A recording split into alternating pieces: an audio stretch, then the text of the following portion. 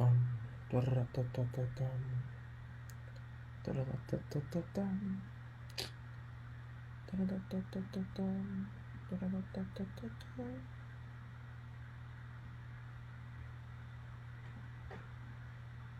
Dee-da, dee-da, dee-da. Da-da-da-da-da-da-da-da. Alrighty. What's going on, folks? Sorry I'm late. I was having some technical difficulties. So, my name's Miles Young. Glad to see y'all. Uh, we're here for TypeScript today. Yes. So, right now I'm an engineer. I came from Treehouse not too long ago. I was part of the tech degree program over there, so it was really cool. Glad to have the chance just to be able to share some of the things I know with students who are learning from Treehouse. Is really cool. So without further ado, we'll just talk about what TypeScript is really quick. So I kind of put together this workshop for today just to talk about some of the capabilities of TypeScript. I'm saying TypeScript a lot. What is it? It's this language that Microsoft made to give you typing capabilities in JavaScript, because if any of you have ever worked with JavaScript before, then you would know that it's not a strongly typed language and you can kind of just do whatever you want. So it's almost adding some safeguards to it. And the more you work with TypeScript, the more you'll hopefully learn to appreciate how typing could really enhance your JavaScript code. So just going through with this workshop, though, we're going to talk about a few things. So like, what are some of the constructs that TypeScript uses to help you actually type your code?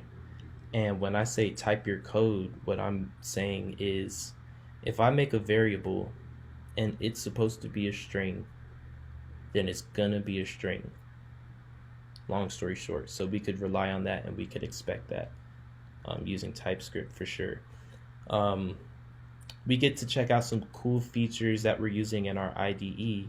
And for this workshop in particular, we're going to be using Visual Studio Code because it's just easy like that. And you don't have to do much TypeScript setup to get it going. Any prerequisites for this workshop, though, you'll probably need to have Node.js installed on your machine and also Node Package Manager, because that's how you would get this workshop running. If you want to follow along, please check out the GitHub repo for this. I'm not quite sure where to share it at right now, but if you go to github.com slash milesz123 and then you look for, wow, this is so long, ts-workshop/tree/main/part1. Oh my goodness, I'm sorry, y'all. I made a really long repo name, but forgive me. So there are some cool features that come with TypeScript also. For example, the error compiler that you will see. Right now, if you were to run a JavaScript app and you want to find out how your code is blowing up, if it's blowing up, then you're not going to know that until runtime. So what the TypeScript compiler does is it analyzes your code beforehand and it'll alert you and point you to the exact line where your code is blowing up if you're typing your code. So there are also some more capabilities with TypeScript. It almost acts as a form of self-documentation, and you'll see that as we go along with our code. It's really, really handy.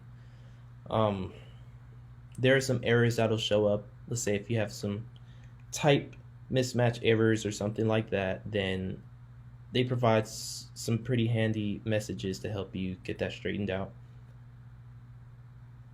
And yeah, there are also some really cool features that come along with using this language attached native to Visual Studio Code, like autocomplete and type hinting whenever you hover over things. Super handy, and it makes coding actually a lot faster. Even though sometimes it may seem like you're writing more code, it's for the greater good. So yeah, I've talked a lot. If you have any problems running this workshop from the GitHub or following along, please feel free to ask some questions and I will get them answered more towards the end of the workshop. All right. So part 1, bada boom, bada bing. So right now we're not really doing much, and I'm not going to run this because I actually broke this about 5 minutes before I started. So forgive me for that too. But the code here itself is the main thing that we're checking out. So in TypeScript, there's this construct and it's called an interface. And any of you that are familiar with computer science principles, then understanding the concept of an interface will come pretty easily for you. But if you're a beginner, then the easiest way to explain what a interface is, it just defines the shape of something that you're going to be using. So if I make the design sheet for Air Jordan 11s and they need to have patent leather on the soles, then they better have patent leather on the soles. The interface is the enforcer that's making sure we have the properties we need to work with. All right, cool. So now that we got that in, we could take a look at this looks like regular JavaScript code, and it is, but you'll see how not only how Visual Studio Code could give you this type hinting capability, but just sort of help you see what you're working with here. So we make an array here, and we call it initial players. And there's some backstory to why we're using players here. It's because Mr. Gill at Treehouse, he made an excellent workshop for React hooks, and I suggest you check that out because this TypeScript workshop is a remix of that to basically implement TypeScript in React. And that's like the whole theme of this workshop. But right now this is just part 1 of just showing off TypeScript. So anyway, when we hover over our declaration here for our variable, we could see that initial players has string brackets. That's a type. And long story short, whenever you want to examine what a type is, this is saying there's an array of strings, and we could tell because there are 2 brackets that trail after our type here. So array of strings. You could look that up if you get confused at all. But boom, this is what we have. Now, as we go down a little bit further, we could create our methods here. And what's happening with our method is we're basically just taking in an array of strings, and we need to return an object that conforms to our player interface. So the player interface needs to have a name, a score property, and an ID property, and they all have their assigned types to them. So generate players is just going to map over our players array here of strings, because that's what it's accepting, an array of strings. And we could just return an array of player objects. You're starting to get the theme here. So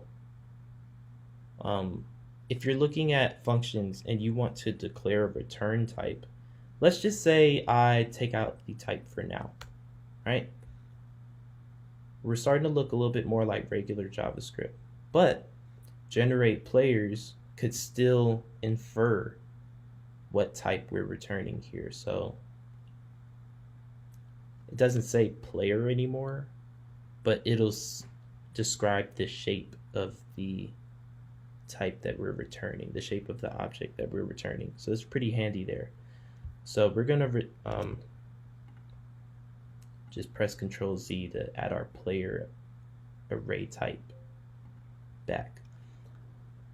So cool. That's basically it. That's the workshop. No. No. So right now we have players and we want to console log it. And this is a Node.js application. It doesn't really do anything fancy. If you were to run npm run dev, then this would log out to your terminal or something like that. I'm not going to do it now because it's going to break. I told y'all I broke it. I'm sorry. But let's check out something interesting here.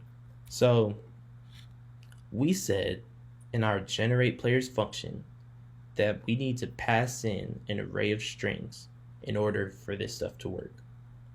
Cool. So what's going to happen if I add a number to our initial players array? We get an error down here on line 33. And the reason for that, let's check out the error message here. So argument of type string or a number. It's an array of either strings or numbers. Long story short, that is not assignable to parameter of type array of strings. So we know, we already talked about that. So the problem is that TypeScript is basically catching our fumble here, saying, dude, like we were expecting strings, but you gave us a number somewhere down the line, and we can't work with that. So technically the code would still work, but it's not. If this were like some really big production application and you could literally only take strings, this would definitely blow up, right? So how do we fix it? Well, we could easily just, return an array of strings here, or you could change your type for the players array defined here. You could say it could be an array of strings or numbers. You could do that. But now we have another problem. Returning generated players. So this is something interesting. We have some more typing that's getting applied here. So if we take a look at our player object, we have a name that's supposed to be a string. Score is a number. ID is a number. So because in our parameters, it could be an array of strings or numbers, TypeScript can't guarantee that this name property is actually going to be a string. So it gets kind of crazy just how deep your code could really go here. So yeah, long story short, if we want to fix it, let's just go back to an array of strings, and then everything should be fine here. So that's just taking a look at the TypeScript compiler, but you see how it's pretty neat because you could catch your errors before you even run your code in the browser.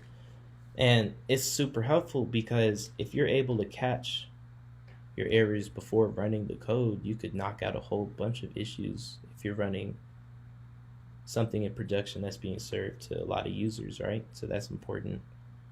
It also works as documentation because when I look at this generate players function, aside from the js.comments, if I hover over it, I can tell that it takes a parameter and it has to be a specific type, an array of strings, and it's going to return a specific type.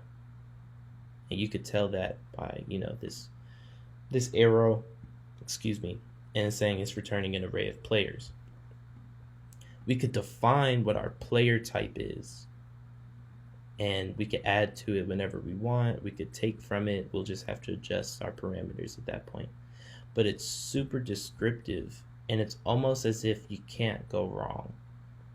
Now, this is beginner level stuff, so as you start using TypeScript more, you'll start to see more advanced features. But it's super duper handy, and because of this strong typing that we're applying here, we get some good features like autocomplete. So let's say I remove the type here. If I remove the type for our players array, now we see that this is a parameter of type any. So it could be anything. We don't know what it is. So if I do players array dot, I don't get anything.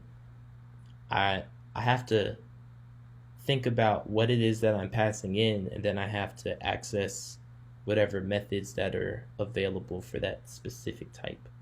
So like if it were a string, I could say to lowercase or something like that. If it were a number, I could call some number method, blah blah blah. But here's something cool that we get with typing. So we know that players is an array because we told it it's going to be an array. So now we could apply some array methods to it easily. So if we look at it again, players array dot, and now we get the autocomplete feature. I don't know if, I'm pretty sure every editor should come with this, but I like VSC and it's super easy to use. So anyway, you get access to a whole bunch of array methods, and it just makes coding a lot easier because I don't think anybody knows every single JavaScript array method. So it's good to be able to look through and see what's available to you. And that's just some of the power that typing gives us, which is pretty neat. Honestly, that's pretty much it for part 1. Wasn't anything too crazy, I hope, and I'm hoping that you got a pretty decent understanding of how it works so far and the potential of how it can help you in your code. Again, not gonna run it because I broke it, so that's my bad. But this would be a good time to be able to ask some questions.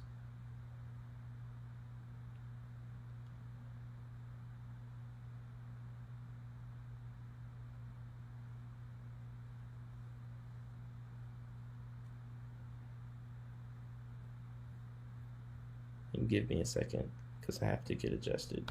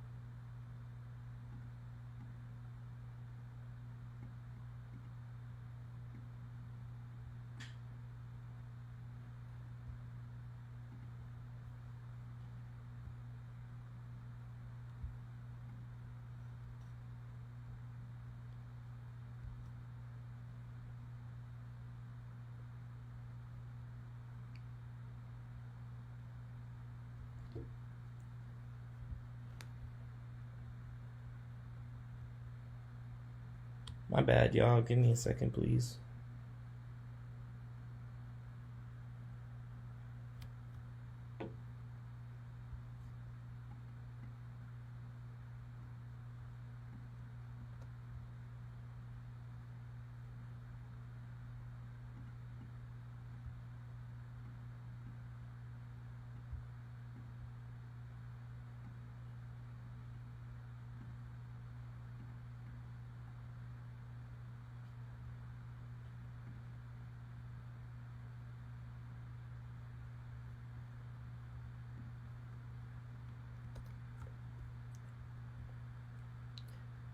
If y'all couldn't see this whole time, I am deeply sorry. Oh my gosh. This stream life is different, y'all. My bad. This is so funny.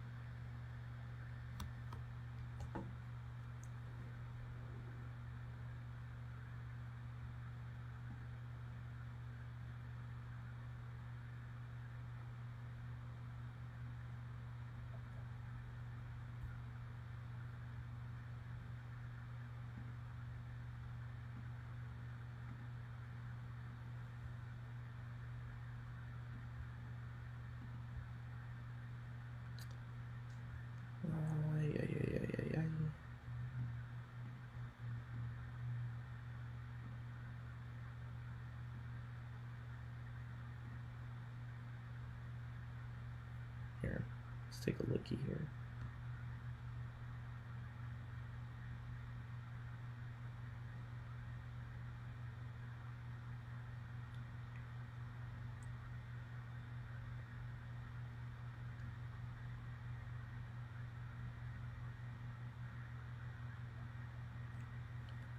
All right, I've given y'all like so much time of silence. I'm so sorry. Um, yeah, so going through this TypeScript workshop, I know it's a bit of a new concept and things could somewhat be a little confusing sometimes, but especially if you're a newer developer. But the way that I got started using TypeScript, I think somebody just ended up showing it to me one day. And I think I just caught a little bit of interest in it and just decided to give it a try. And the first time I used it, I hated it because I couldn't understand the error messages. So, yeah, it was a mess. Hopefully, walking through this, you didn't get too confused or confused at all. It'd be amazing if you just perfectly got it, but we're human. So,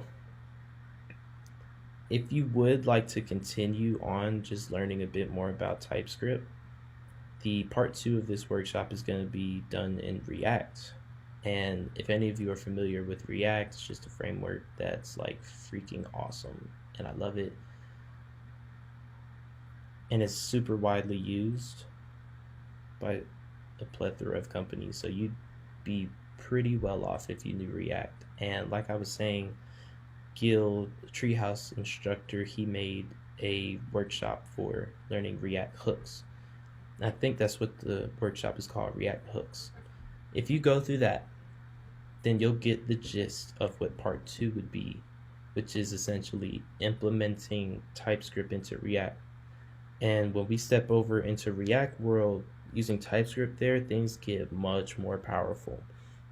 The code isn't much different, besides a few syntax changes here and there, but it's a super powerful tool. And I think that I could say from personal experience and from talking with other developers that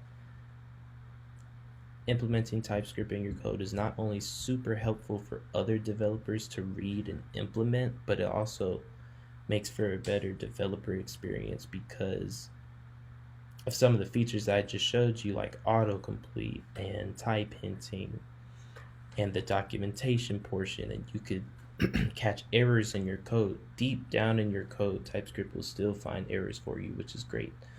I can say that there are a few downsides, like the error messaging, but that shouldn't be too much of a dent. Yeah. So anyway, hopefully y'all got something good out of this workshop. Feel free to hit me up. You could find my GitHub or you could hit me up on LinkedIn. Just look for Miles Young. Pretty sure you'll find me. I don't look myself up on LinkedIn. But anyway, thanks. So I hope y'all had a great time. I'll catch you later.